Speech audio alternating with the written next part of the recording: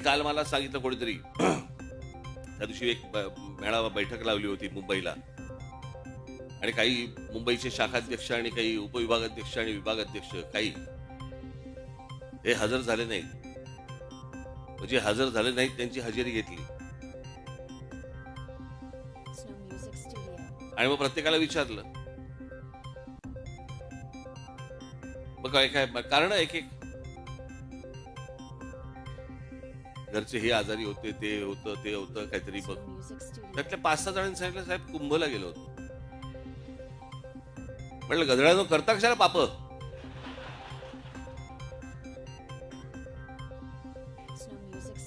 बरं मी हेही विचारलं, आल्यावरती आंघोळ केलीस ना? ते आमच्या बाळा नांदगाव इथे त्या ह्याच्यात घेऊन आले, काय ते छोट्याशा कमंडलू मधनं पाणी घेऊन आले. म्हटलं हड, म्हटलं मी नाही पिणार.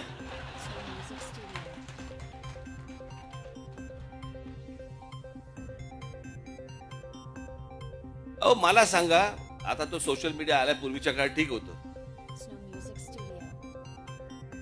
मी त्या सोशल मीडियावरती बघतोय माणसं तिथे आलेल्या बाया बिया हसतायत, आणि बाळा नांदगावकर साहेब गंगेचं पाणी कोण पिईल ते पाणी? चला आत्ताच करोना गेलाय, कोणाला त्याच्याशी काही देणं घेणं नाही. 2 वर्ष झाले तोंडाला फडकी बांधून फिरले आणि तिकडे जाऊन जाऊन आंघोळ करतायत.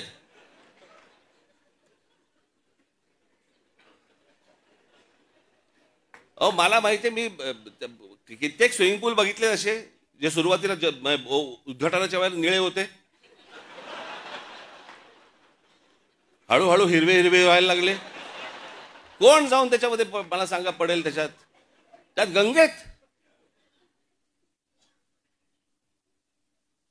ह्यानं तिथे काहीतरी केलं ते मी इथे पितोय.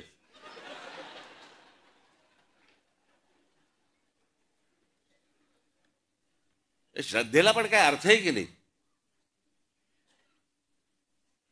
एक नदी या देशामधली स्वच्छ नाहीये, एक नदी.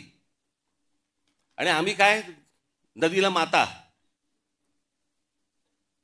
परदेशामध्ये आम्ही अनेकदा जातो त्यावेळेला बघतो तिकडच्या नद्या स्वच्छ नद्या, ते काय तिकडे माता बिता म्हणत नाहीत, तरी नद्या स्वच्छ. आमच्याकडे सगळं पोल्युशनचं पाणी आतमध्ये, कोणी आंघोळ करतायत, कोणी कपडे धुतायत, काय वाटेल ते चालू आहे. राजीव गांधी असल्यापासून ऐकतोय मी गंगा साफ होणार.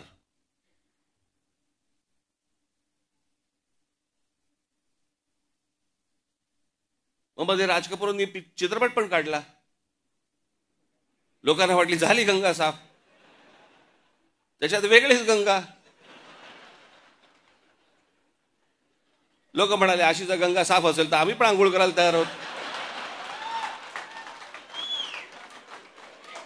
अजून पण गंगा काय साफ व्हायला तयार नाही.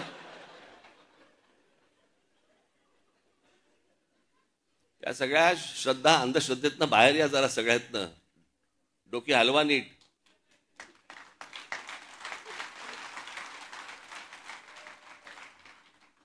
तर ह्या सगळ्या गोष्टी तुमच्याशी आता 12 तारखेला मी प्रत्येकाच्या जबाबदाऱ्या प्रत्येकाकडे दिल्या जातील. प्रत्येक पदाधिकारी त्यांच्या ज्या टीम्स असतील त्या तुमच्यापर्यंत पोहोचतील, तुमच्यापर्यंत येतील. सगळ्याच गोष्टी काही मला उघडपणे सांगता येणार नाहीत, येत नाहीत, येणारही नाहीत, कारण ही संघटनात्मक गोष्ट आहे आणि त्याच्यामुळे ही संघटनात्मक राहिली पाहिजे. त्याचे रिझल्ट्स हे निवडणुकीला आपल्याला बाहेर दिसले पाहिजेत. या दृष्टिकोनातनं ही सगळी रचना आपल्यासमोर लवकरच आणतो आहोत. मी सर्वांना परत एकदा 19 तारखेच्या 19 वर्ष झाली त्याच्या मी आपणा सर्वांना मी मनपूर्वक शुभेच्छा देतो. आणि आपण जमलेले सर्वजण आणि माझ्या महाराष्ट्रामधल्या प्रत्येक माझ्या महाराष्ट्र सैनिकांना मी विनंती करतो की येत्या 30 तारखेला गुढीपाडव्याच्या दिवशी जल्लोषात गुलाल उधळत आपण सर्वांनी शिवतीर्थावरती यावं अशी मी आपल्या सर्वांना विनंती करतो आणि आपल्या सर्वांची मी रजा घेतो. धन्यवाद. जय हिंद, जय महाराष्ट्र.